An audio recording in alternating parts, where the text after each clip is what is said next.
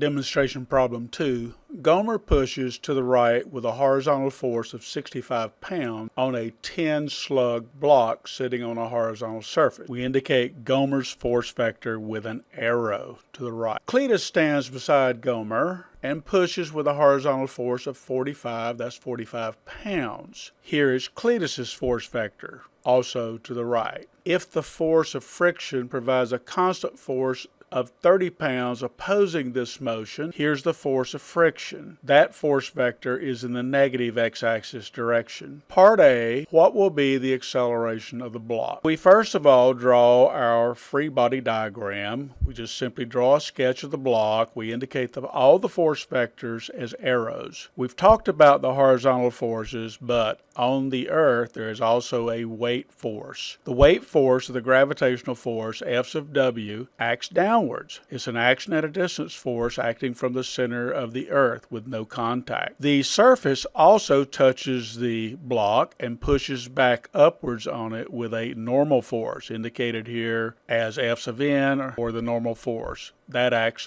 up. The next step in creating our free body diagram is to collapse the block to a particle at its center of gravity and make this the axis of our new coordinate system. We then put all force vectors' tails at the origin, or the center of gravity. So here's Gomer's force, F sub G, here's Cletus's force, F sub C, here's the frictional force, F sub F, the normal force, F sub N, and the weight force, F sub W. For the givens, we have the mass as 10 slugs. Since mass is a scalar, we do not denote it with an arrow in our free body diagram. Gomer's force is 65 pounds, is positive. Cletus's force is 45 pounds, is positive. The force of friction, the frictional force, acts in the negative direction. It's a negative 30 pounds. The unknown is, what is the acceleration of the block? It's really asking for the acceleration of the block in the x direction, since it is sitting on a horizontal surface. It cannot accelerate up and down. It's at rest in the vertical direction. So the unknown for part A is, what is a sub x?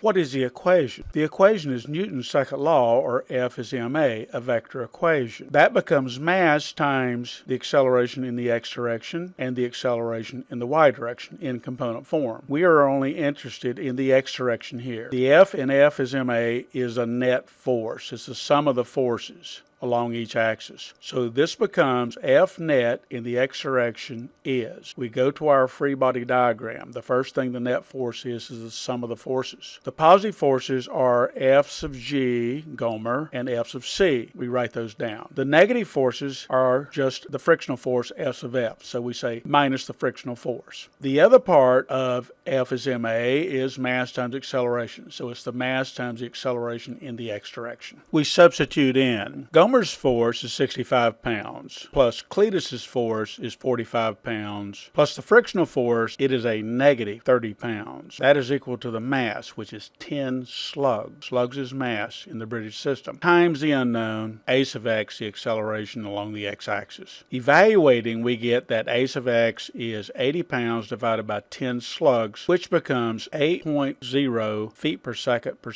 to two significant figures. Part B, Gomer pushes pushes to the right with a horizontal force of 65 pounds, as before, here's Gomer's push, on a 10-slug mass block sitting on a horizontal surface. Cletus stands beside Gomer and pushes with a horizontal force of 45 pounds, also to the right, as shown here. If the force of friction provides a constant force of 30 pounds opposing this motion, shown here, F sub F, with what horizontal force would Bubba have to provide to the left? Here's Bubba's force to the left, so that the block will move to the right with a constant velocity. Here's our free body diagram, now including Bubba's force to the left. Here is the free body diagram with the tails of all the vectors at the origin, which is the center of gravity. There's Bubba's force to the left. The givens: mass is 10 slugs, Gomer's force is plus 65 pounds, Cletus's force is plus 45 pounds, the frictional force is negative 30 pounds. The unknown: what is Bubba's force, shown here? What equation do we use? Notice that the block is to move with constant velocity. Recall Newton's first law. If the velocity is constant, then the total force is zero. So we write Newton's first law for the x-axis. We write the net force in the x direction is Gomer's force plus Cletus's force minus the frictional force minus Bubba's force. That is equal to zero by the first law. Basically, all the forces must be balanced. Gomer's force to the right and Cletus's force to the right must be balanced by Bubba's force to the left and the frictional force to the left. That's what this equation says. Substitute. Gomer's force is 65 pounds plus Cletus's force is 45 pounds. The frictional force is minus 30 pounds. And we write minus F sub B for Bubba's force, the unknown. That's all equal to zero. Solve. 110 pounds minus 30 pounds minus Bubba's force is zero. This gives us that Bubba's force has a magnitude of 80 pounds. Notice that the minus sign has already been incorporated. Bubba's force is 80 pounds and it acts to the left. Part C,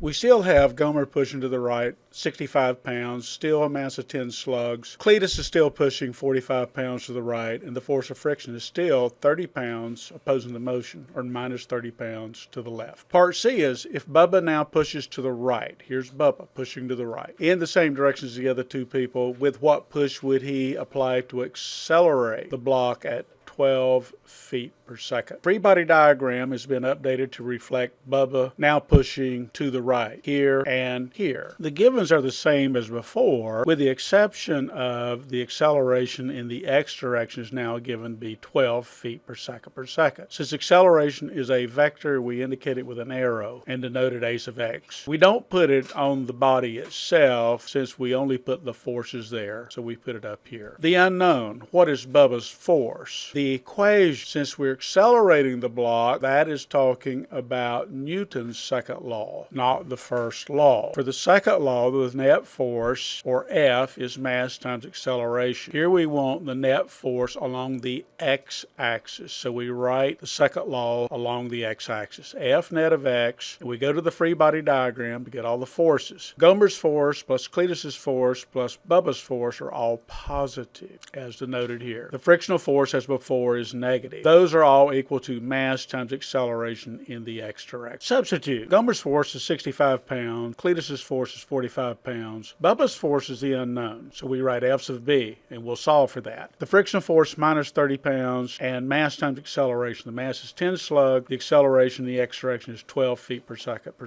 Solve. 110 pounds plus Bubba's force, the unknown, minus 30 pounds is 120 pounds. Notice that 10 slugs times 12 feet per second is 120 pounds, because a slug times a foot per second is a pound. So F sub B, Bubba's force, is 120 pounds minus 80 pounds, or Bubba's force is 40 pounds to accelerate the block at 12 feet per second.